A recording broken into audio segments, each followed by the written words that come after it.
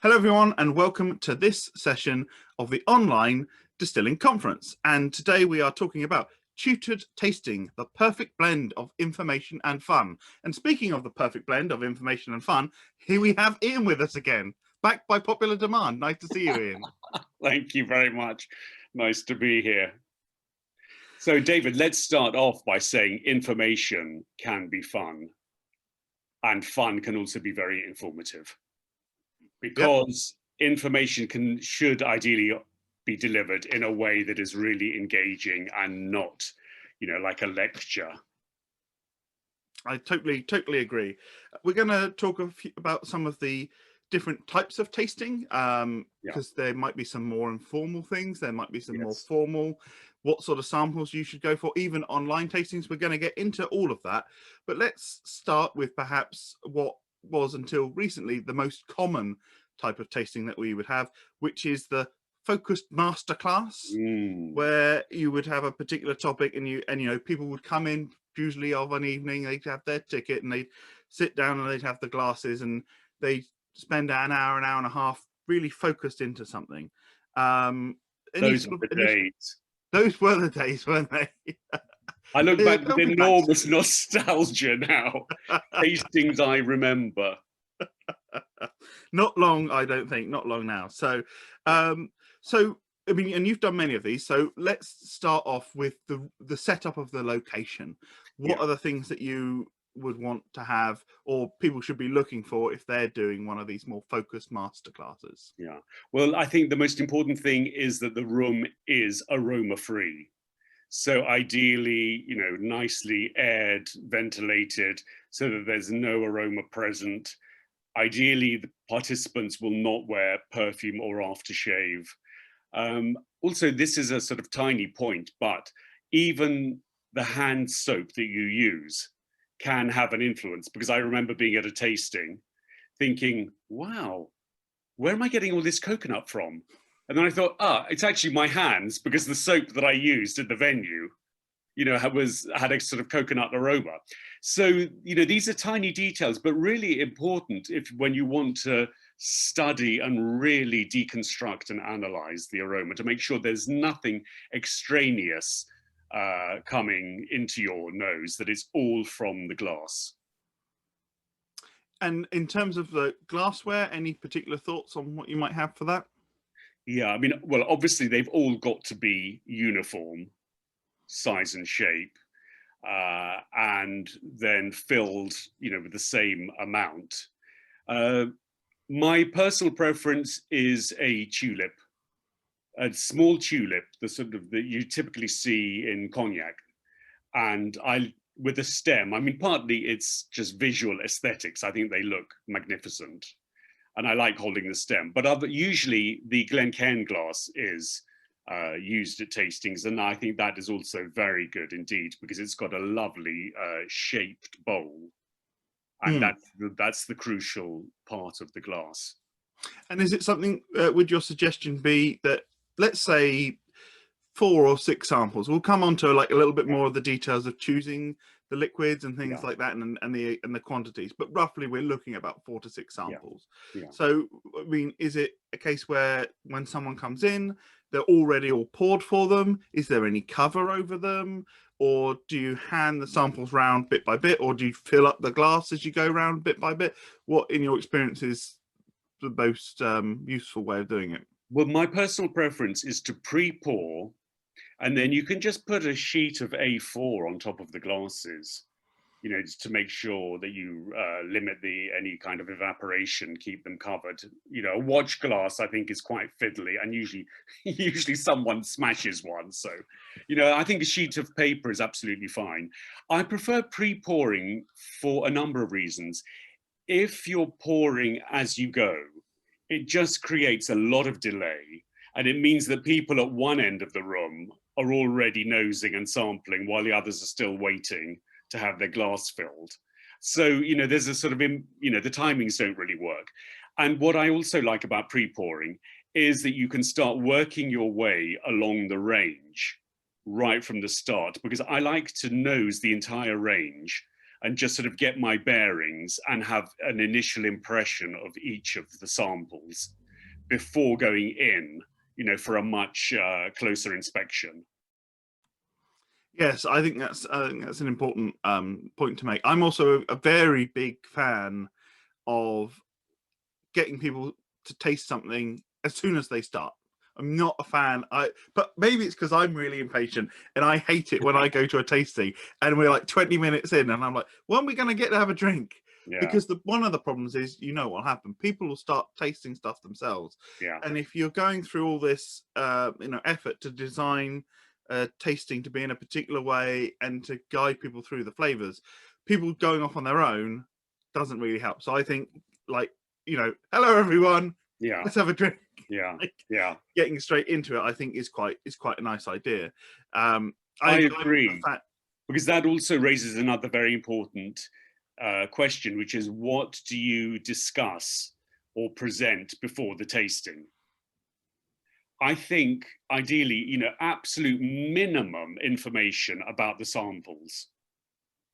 If the ABV is on the tasting mat, you don't even need to mention that, because the moment you start to say, well, this is a 15-year-old, or this is a single estate, or this is a, super deluxe, then people immediately have expectations of that sample. And then they are judging the sample against their expectations rather than just focusing on what they're getting from the glass. So I think it's vital not to provide any, pre-information. It's best everybody tastes, they do their tasting notes, scores, discuss all the samples, and then do the big reveal once people have actually committed. Because also there's a temptation that if you say to somebody, well, this one is £1,000, this one is, £9.99, then people will say, oh, the £1,000 one, either they'll love it because of the price tag, or there's also the opposite possibility that they will think, well, for £1,000 it's got to be totally, absolutely, brilliantly amazing. So, they will then judge it more severely. So I think the less information in many ways, the better, apart from the ABV.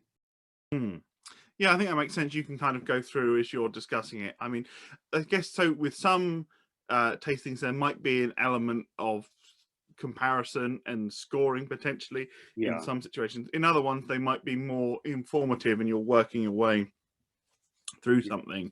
Yes. I was going to say, I find it, having poured a lot of glasses in my time, the presetting I think is very good. I agree with just a bit of paper or something over the top. Can even be, depending on if there's something for notes, a pre-printed piece could be that can work quite nicely.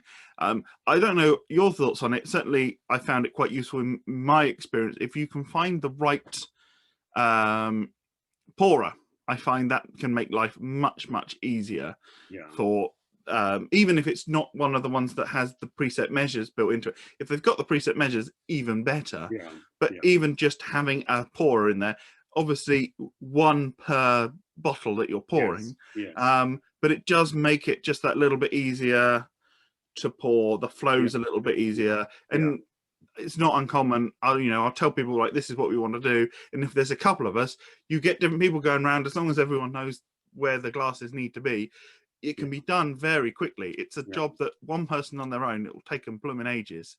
But many hands make light work. Exactly. And then also, if you're pre-pouring, you don't have the stress of thinking people are waiting and I've got to pour quickly, and then it's not going to be as accurate. And for a masterclass, you really want to have everybody to have the same quantity in the same glassware, so that it really is as a controlled tasting as possible. I do remember doing a tasting many years ago at a conference in America. I believe it was on Old Tom was the tasting I was doing. We thought, like, how many people are there going to be? And the people had turned up, and we had enough spaces. And then evidently what happened is some other class, it was very towards the end of the day, some other class had run over by about 20 minutes. So about 20 minutes into the talk, there's this great influx of all these people, and we've not got enough samples. So I did find myself, had like a radio mic on, walking down with the two hands. They had the preset pourer, so it poured a certain amount. Pouring was doing the presentation. This is not ideal. I mean, it was kind of funny. It's a nice story. This is not ideal. So hey, having things pre-poured is a great. But I'd love to see the film clip. Is it on YouTube? It might actually be on YouTube. I think if you do David T. Smith, Old Tom Gin, you might find it. Yeah. It will just be, I'll have disappeared for a bit because the camera wouldn't have moved with me, but that's where he's gone. So that's the more focused masterclass. I guess there's also very much a place for a more informal setting, and those can be one of two things. Those could be like, it could be you and I and a couple of friends, and we could just be tasting through something. And there's a real value to that. And actually, if you're new to doing these sorts of presentations, I would be a big proponent of testing it a little bit with friends. I mean, that's how I got into drinks, is I was interested in different things. I've bought a little gift tasting set of 3 Glenfiddichs or something. There's the 12, there's the 15, there's the 18.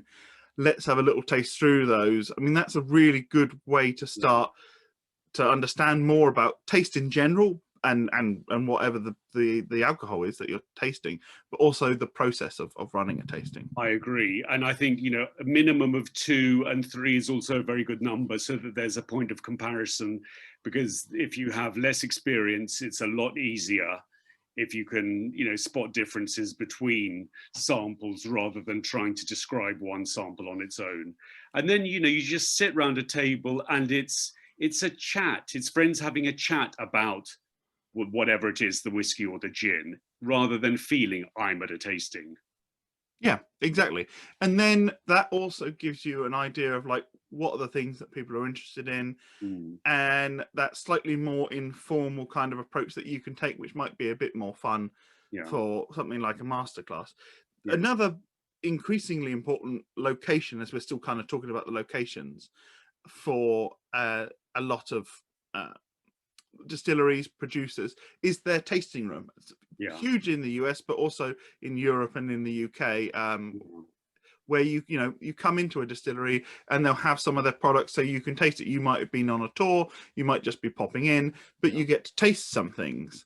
Do you have any particular sort of thoughts on that kind of approach? Because that is a much narrower period of time. That might be 10-15 minutes. Of course, part of it is with a hope that someone's going to buy a bottle afterwards. Yeah, because the retail is never far away, is it? One and the same usually. We're legally allowed. Any thoughts on that? Yeah, I think it's really, really emotive to taste on location at the distillery where it was produced. I think that just has an extra emotional impact. And I certainly remember, really clearly some beautiful drams that I've had at distilleries in Scotland. And a couple of years ago, I went to Glenfarclas. They've got an amazing tasting room. It's like, it reminded me of, a dining room in first class on a traditional ocean liner. And immediately I thought, oh, wow, it's just a sort of makes you feel that you're in a special place and you're going to taste something special. And it's just a lovely experience. But, equally, I've been to some very modern minimalist tasting rooms, and they also have a very different but equally nice atmosphere. But it's just that sense that, it was distilled here, and I'm having it here with people who work at the distillery. So I think it just all comes together very nicely. Yeah, I think you're right. There will be, depending on the location that people are, there are some very specific rules about how you can taste and what you can taste. Some places have limits. Mostly this is in the US and it's a state by state thing, but some will have limits on how much you can serve, for example. But for something like this, you don't need a huge amount, I don't think. What they would typically have is maybe a quarter of an ounce or something like that, so 10 mils, because it's only a little taste, and you'll want to try a few different ones. So I think that that's something kind of to consider. Some have a limit of how many you can taste. I know a few places they're like 3. That's all you can have. You can have like, so you have to choose. I mean, I don't think that that's necessarily a bad option, depending on what it is that you're selling. So maybe have people a bit focused on actually what it is they really want to try, rather than, oh, well, I'll just have one of everything. I don't actually think that that's a bad situation. Maybe if it's a bit quieter, you might be able to be a little bit more lenient, as long as it's not a legal thing.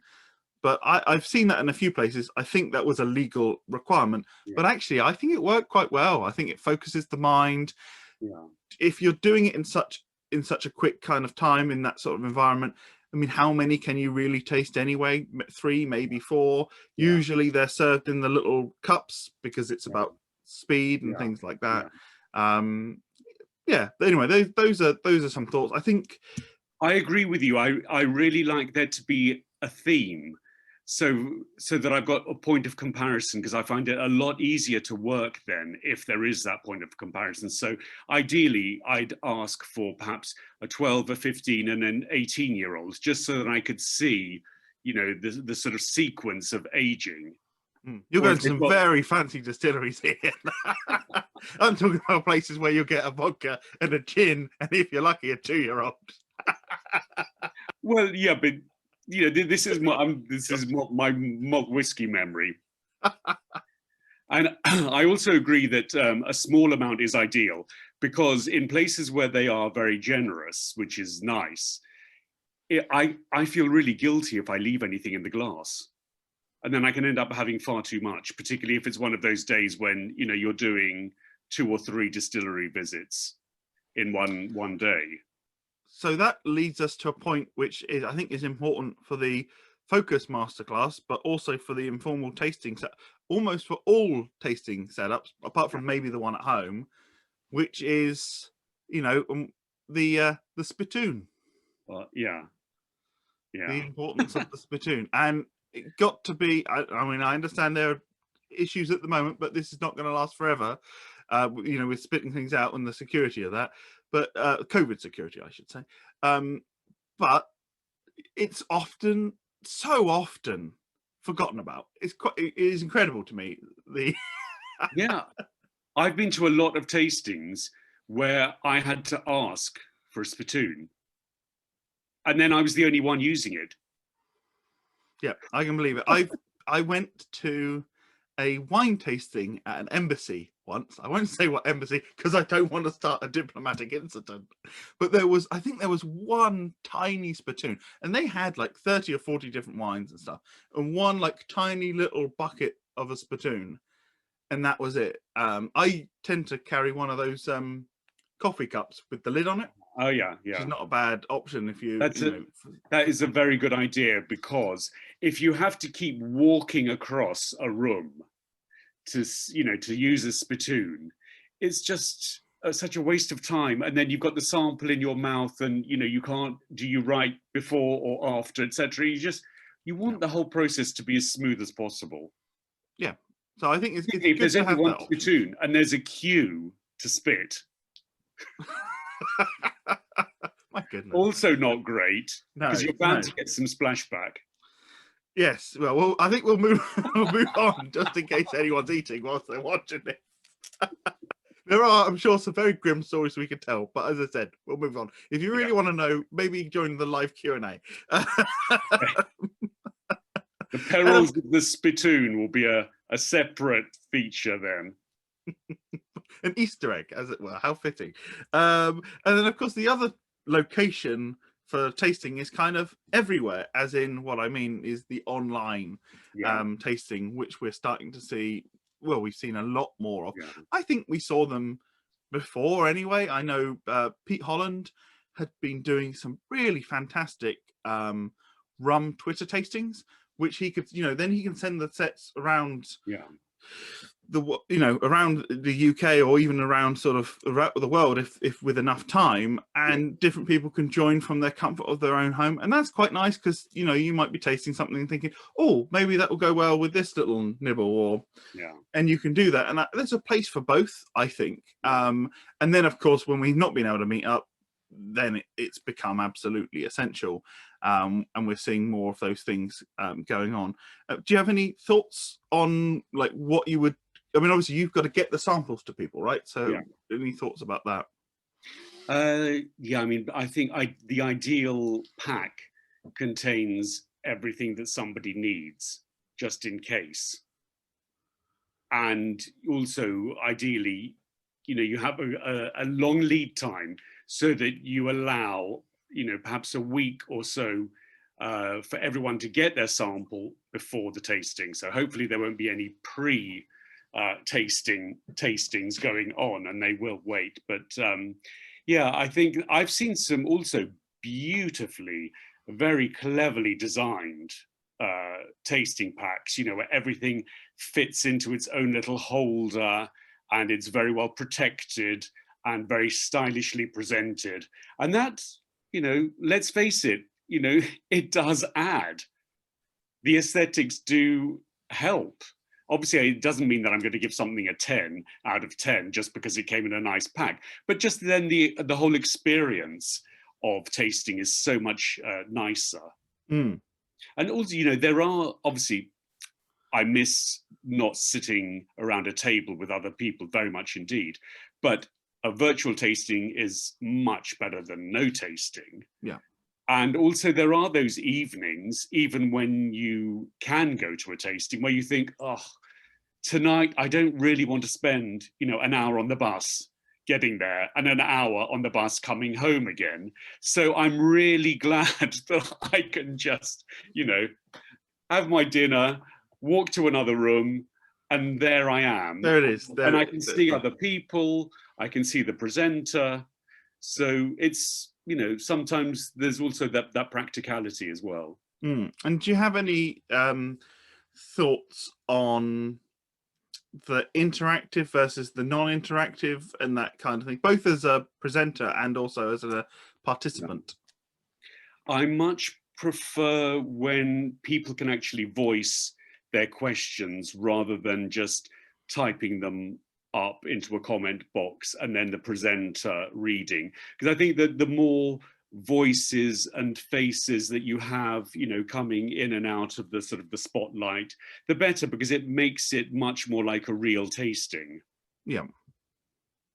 I think that makes sense. That's my preference. And I think if you were going to do that, and you can do that in something like Zoom, you would need to have a separate individual that would be running that technological side. I mean, you could argue it was a good idea anyway, but I think it would be difficult as the presenter to also be dealing with that technical element. One thing that I've participated a bit in and hosted a couple of things is where you will have you'll have the main presenter, but then you might have a selection of people that have got the sets that are on stage, as it were.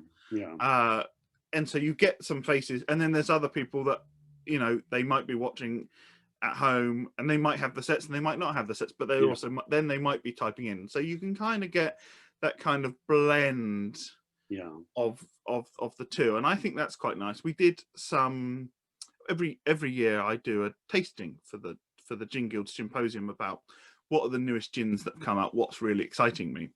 And we went virtual again in June, and I said, well, I don't really fancy sort of sitting there, tasting it and just talking to the camera. No one's responding to me. It seems a bit odd. So what we did in that case is we had a little group of about 6 people, and they had the samples, and we did the tasting. And okay, it's not the same. You can't taste it. It's not quite the same, but you can get a sense of what things are like and whether you would like to buy them or not, or look out for them and try them. And at least you're getting something, and you're getting some more of an opinion. So there's a few different things like that. I think I agree with you. To get a range of opinions is also really great. And perhaps somebody will really love it and someone will really not love it. That's fine. It's still, hearing an opinion and what they dislike about it or what they like about it, also very interesting and informative. Sometimes what they don't like about it, you might think, oh wow, that's exactly what I do like. Oh, heavy on the fenway. That sounds great to me. Yeah, exactly. It's also very interesting to see, you know, what people consider to be, as it were, a demerit. Because, you know, if we're tasting malt whiskey, for example, if there's a lot of oak, for me, that's immediately, you know, I'm going to like it less because my palate is very sensitive to that. And I just don't like a lot of oak. For me, it overwhelms my palate. So it's also very interesting. And it raises another question of, you know, how subjective are we? And do our likes determine what we think the quality of that product is, as opposed to just being our personal likes? And I guess that is largely described by the nature of the tasting. I would probably say most of the things that I would do that are tastings, most of the things that are masterclasses or anything like that, they are, there's an information aspect to them, but they are more on the, this is booze, it's there to be enjoyed, isn't this stuff really tasty kind of stuff. You might not like everything, but hopefully there's something there for everyone. So yeah, I mean, I think it's good to kind of talk about objectivity and subjectivity, but as opposed to doing like a spirits competition or a judging, I'm like, you want to be subjective? Be subjective. Yeah. People will anyway. So yeah. No, but exactly.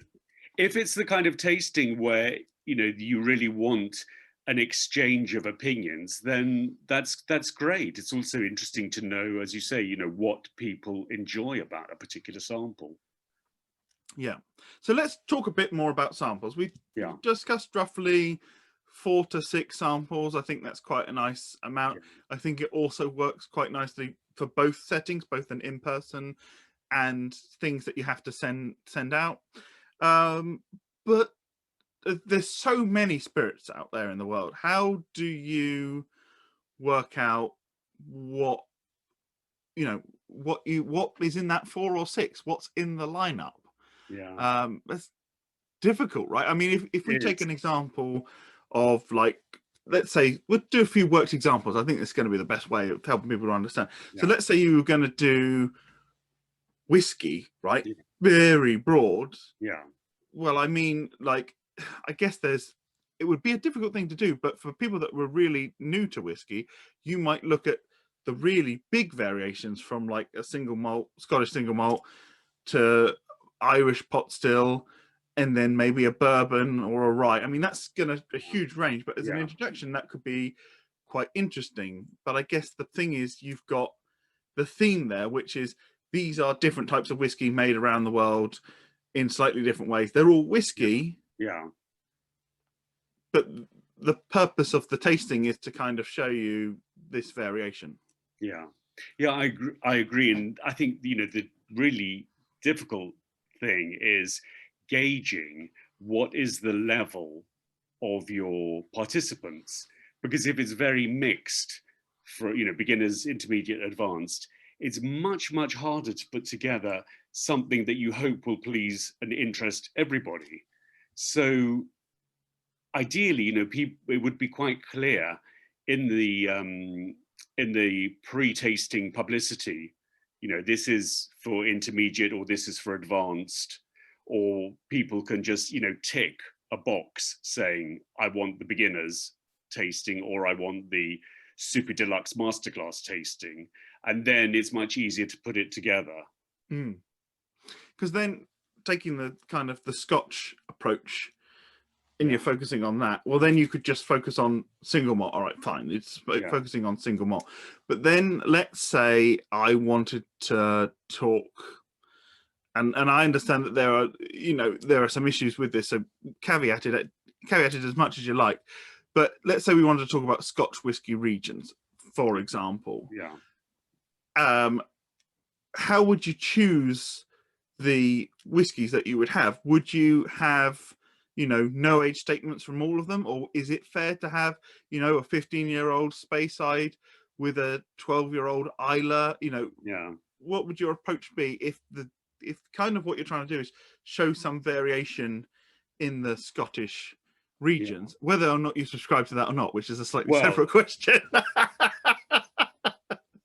But assuming that you did, you wanted to do that.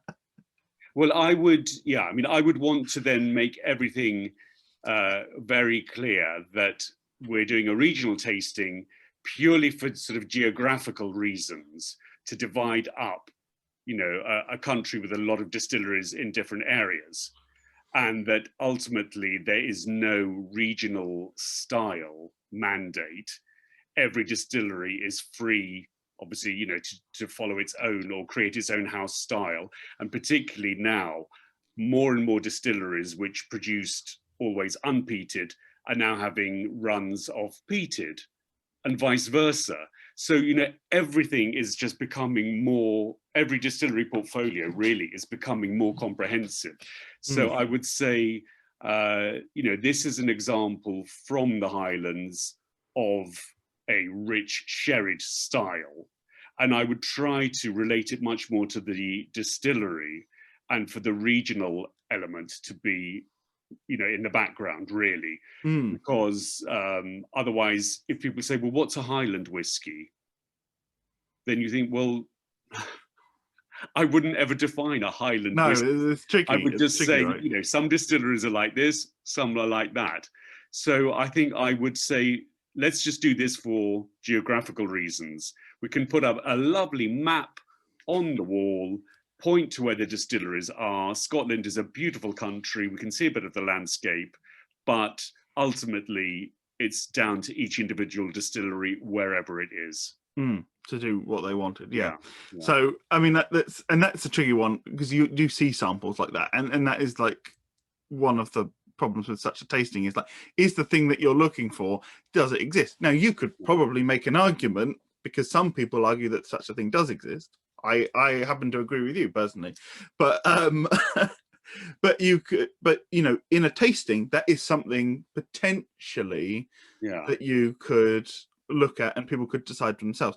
But the problem with that, and that's maybe it's not the best example, but is that there is such variation. So you get like a peated Speyside and an unpeated something from Islay, and like you're like turning the whole thing on its head.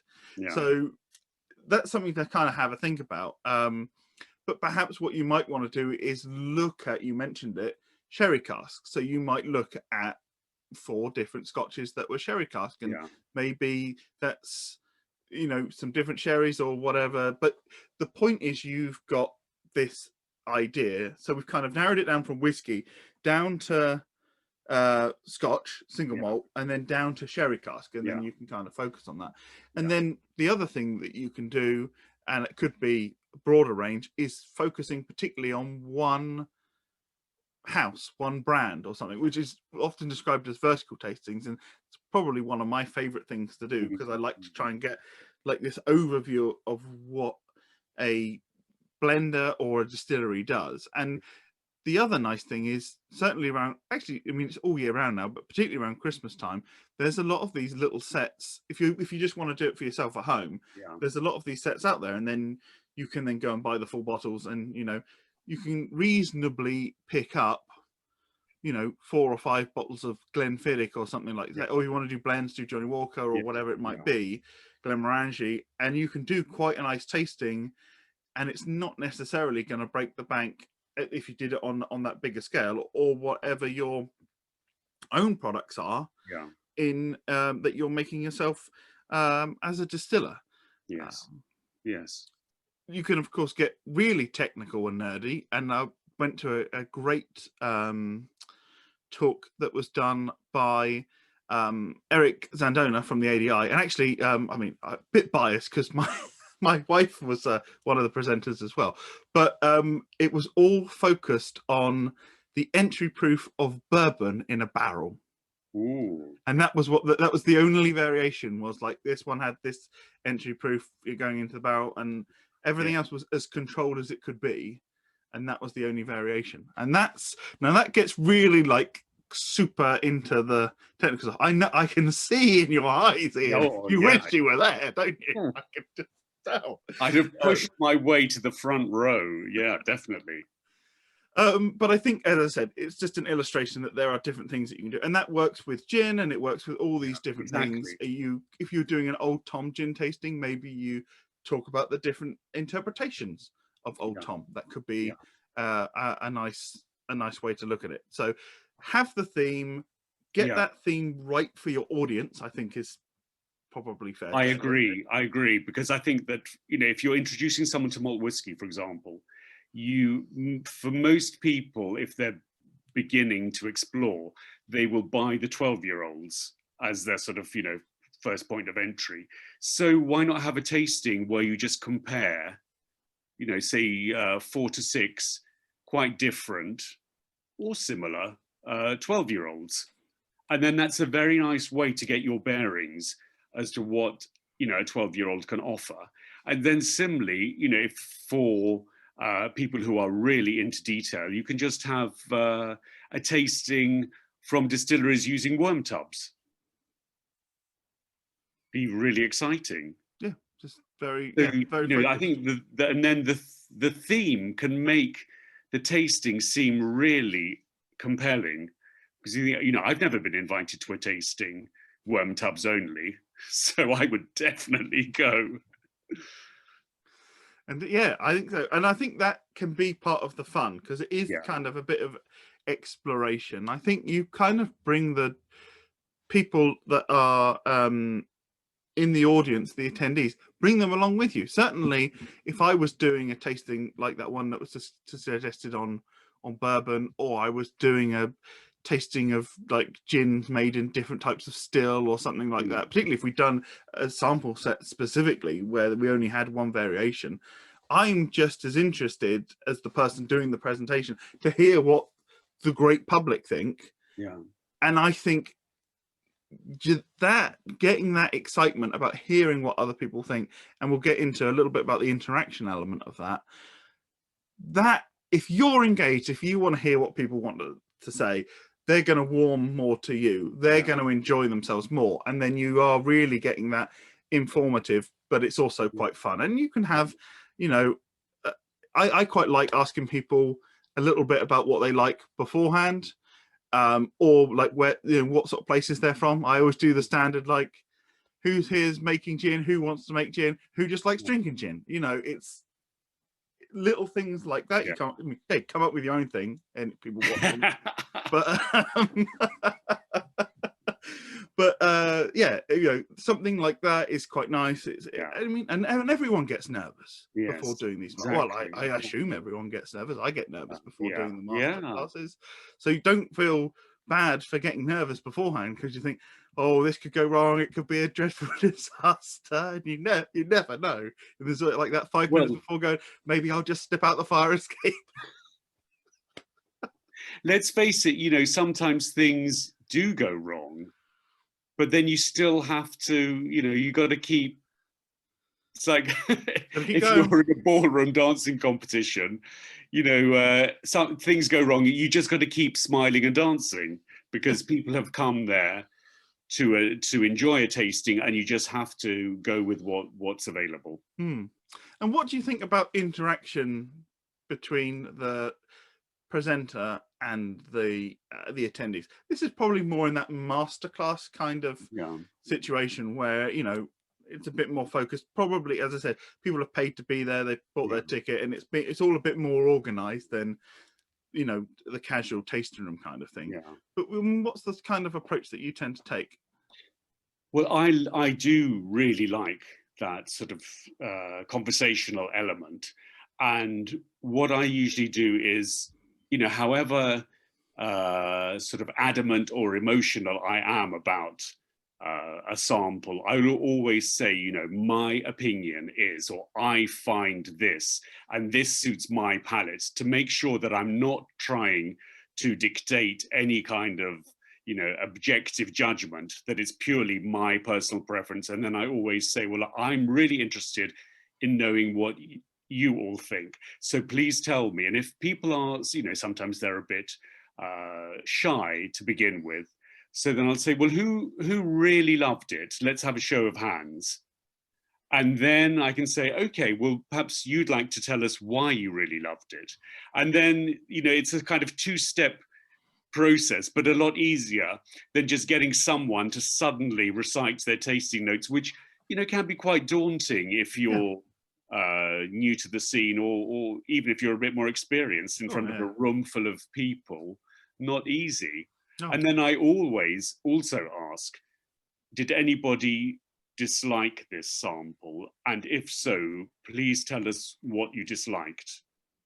Because I think that's also an important part of it, not just to find people who are going to praise something, but to find out also what somebody didn't like about it, which again, you know, is not a condemnation of the sample. It's just exploring people's personal preferences.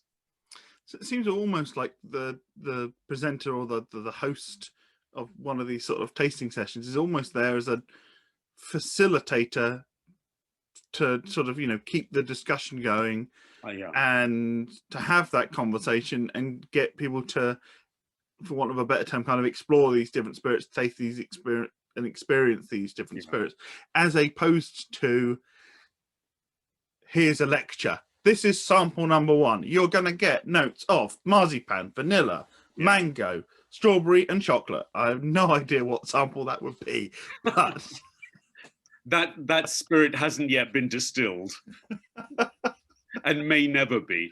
But no, I agree. And also, you know, if you go around the room, there will be such different tasting notes from different people that it's just impossible to have some kind of, you know, uniform, universal tasting note. It's not going to happen. And everyone's threshold is different. So for some people, it will be, you know, pleasantly sweet.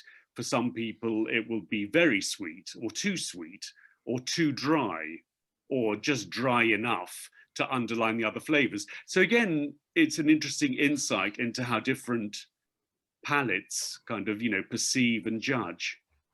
That's a good segue. So thank you to my next question, which was ordering of the samples. Why is it important to think about the order rather than just doing whatever you fancy? And what are some of the criteria that you might use to order the samples? Yeah, well, I think that, you know, if you, for example, with a malt whiskey, if you start off with a blockbuster cask strength, and then all the rest are at 40% ABV, you know, it's going to be much, you're going to taste them in a very different way because of that initial hit of much higher alcohol. So ideally, for example, with malt whiskey, you would go from, you know, lowest ABV to highest, from unpeated to peated. And with peated, again, ideally, you'd have an idea of the peating level so that you end up, you know, with the highest peating level at the end, so that you're always sort of building up to the richest or sweetest or most or smokiest. So that the palate is always sort of going up the scale, right? Because if you're coming down the scale from something very sweet to drier, I think it's a lot harder to judge that, because if you have something sweet, you're going to retain that sort of residual sweetness, you know, for the next sample or two, or even for the rest of the flight. Similarly, if you have a peated malt to begin with, and then you go on to a very elegant style, which has just been aged, unpeated and aged in a first fill bourbon with a lot of lovely vanilla, you know, it's just going to affect your perception of that elegance and the delicacy. Yeah. And what about the age of the samples? If they've been matured, you know, 12, the younger ones before the older ones, or what sort of? That is also a very good point, because, you know, if you've got a 12-year-old that's a real sherry bomb, but you've got an 18-year-old that's been in a refill bourbon barrel, then, you know, the sherry bomb is going to have a much greater impact on your palate. So ideally, I think, you know, if you haven't been able to pre-taste to give you a sense of the order, then perhaps just nose on you just before the tasting begins, and at least the nose would give you an indication of which order they should go in. If you've not been able to pre-taste, then it suggests that you've not done your preparation, and I would probably argue that preparation's pretty key. That is so true, but we mentioned earlier about things, you know, not always going to plan. Yep. And sometimes you know, the bottles arrive 5 minutes before the tasting is about to begin. And oh, I've had that happen as well. Exactly. So then it really is a case Can of, be difficult. last minute nosing just to double check everything. So I think the rule of thumb largely is it's from the sort of the lighter flavors to the heavier flavors. Yeah. And there are general sort of indications for sweetness and ABV and peat and things like that. But really, you need to taste them because sometimes there are exceptions. But you should be able to get an understanding. It's really about making sure that the nuances of each spirit can be enjoyed to their fullest, isn't it? Yeah, definitely, definitely. And again, that's where, plenty of water and spittoons. Spittoon also for water, not just for the alcohol, so that people can have a good rinse in between samples. And then when it comes to the actual pouring of the samples themselves, and assuming that we've got the sort of tulip glasses that you're talking about, what's the sort of quantity that you would recommend? I think minimum 25 ml, but I think absolute max 50 ml. So obviously it partly depends on how generous you want to be and how you price up the tasting. I mean, if it's, 4 samples, then, and it's, really interesting whiskies and you're charging, a premium, then obviously that would be a 50 ml measure. So that it also then means that after the tutored tasting part, everyone's still got a bit left. And then they can just sort of, play around themselves and discuss amongst themselves as they retaste, or just then have a sip for pleasure rather than for analysis. I think, like, to my mind, generally about 30 to 35 mils seems to be about the sweet spot for a lot of glasses as well. So you then might have a little bit left as well. Some stuff where it's a much more sort of analytical tasting, we'll have a lot less. It might be 10, 15 mils, because it's not really something to taste for pleasure afterwards. It's really just for the comparison purpose. And I think it's kind of the same with the tasting rooms as well. I think you can get away with a bit less. I agree. I think for me, the only important thing is to feel that my palate has got a certain quantity. You know what I mean? Sometimes I've been to tastings where there is a really tiny amount because there's very little available. And yet you think, this is like, a small, tiny little drop on my big tongue. And I just want, my tongue to be coated so that I can really think about the texture and the flavors. But obviously it's with rarer stuff, it's far better to have a drop than nothing. That's very true. That is very true. So I think that's probably covered most of the aspects on the tutored tastings and these, these kind of masterclasses and that. Was there anything else that you wanted to add, Ian? Oh yeah, pipettes. Oh, of course, yes.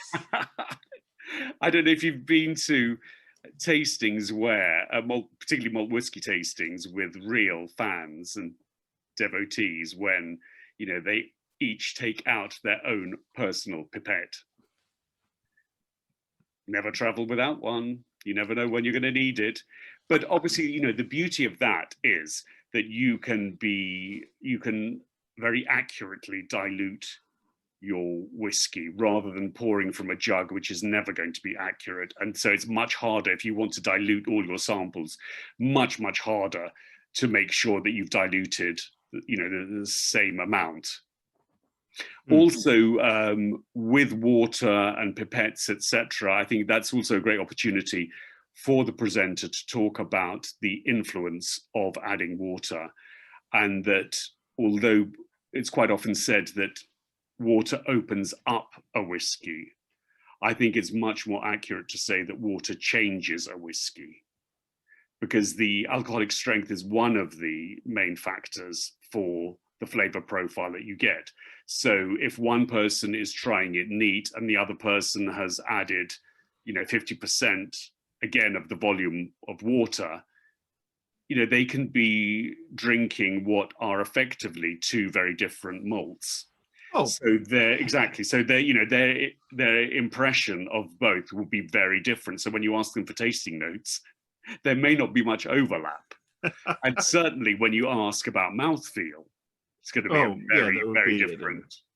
It does, you're right, it gives another thing that you can talk about during the tasting, and also talking about, you know, some of the basics of how you taste. I don't think, even if it was a very experienced group, I don't think anyone is really going to be that upset if you spend 2 or 3 minutes just talking about how you taste, because everyone has a slightly different approach to it. You never know when you might pick up a little trick or a little tip or think about something in a different way. And I don't think that there's, then you've kind of set the scene for everyone. Everyone's kind of in the place before you get into it. I mean, I might still have that first sample first. I might use that as the illustration. As I'm talking about it.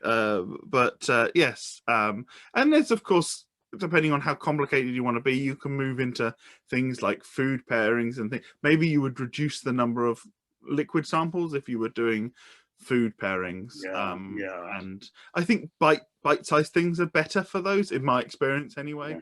And food pairing is tricky. I think it's easier with whiskey, and you can do it with everything, but it isn't the easiest thing.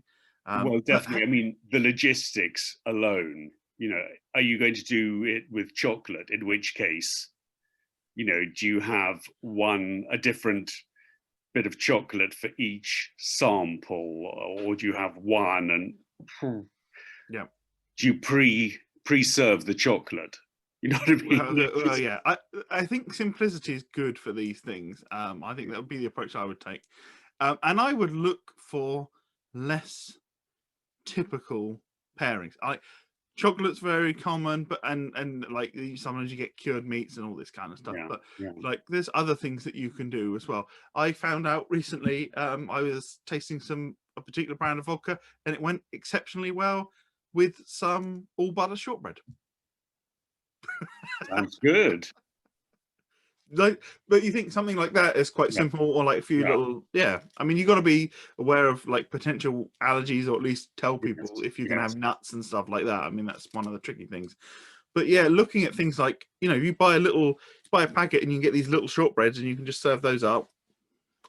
That's quite easy. It's not going to be a lot of faff. You don't want to cook anything, do you? We've got this miniature beef Wellington. This will go very well with sample number 3. Exactly. You don't want someone going around with the trolley and the silver dome, which they open up and and then dish out to everybody. No, definitely keep it simple. And I think there would be a real market for that kind of thing. A bit more accessible, not too snobby, not snobby at all, really. Just like, hey, actually, you know, certain things do work really nicely together, and it can just enhance your enjoyment of a tasting, and even tasting the stuff at home. I mean, hey, shortbread, dead easy to have about the place. Not, you know, your miniature beef Wellington or whatever it might be. It is. Well, any other thoughts, Ian? Let's see. I think probably experienced tasters would always come fully equipped with their notebooks, pens, etc. But it's always nice, I think, to provide, you know, some note paper or notepads and some pens for anybody who, you know, has forgotten to bring it. I think also, I personally really, really appreciate either a bit of kitchen roll or a napkin or something, because inevitably, you know, it can get messy with us using a spittoon. Oh. You mean it's to help with the dribbling? Exactly. Yeah.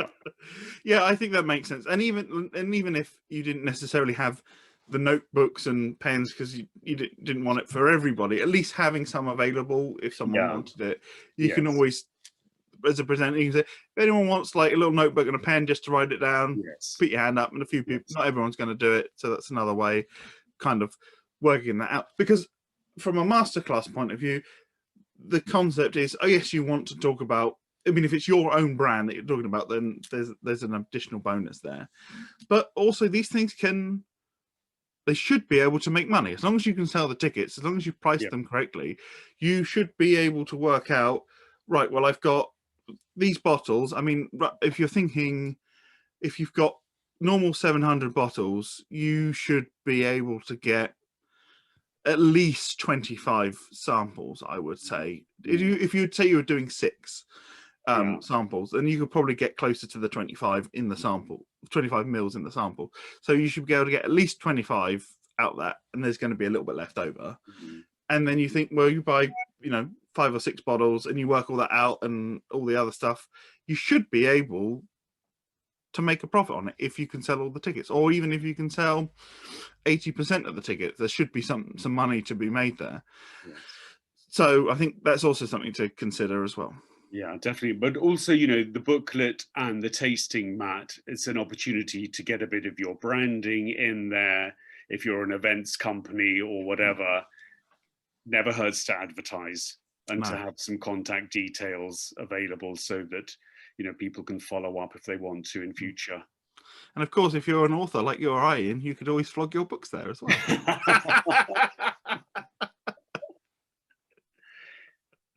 It's possible.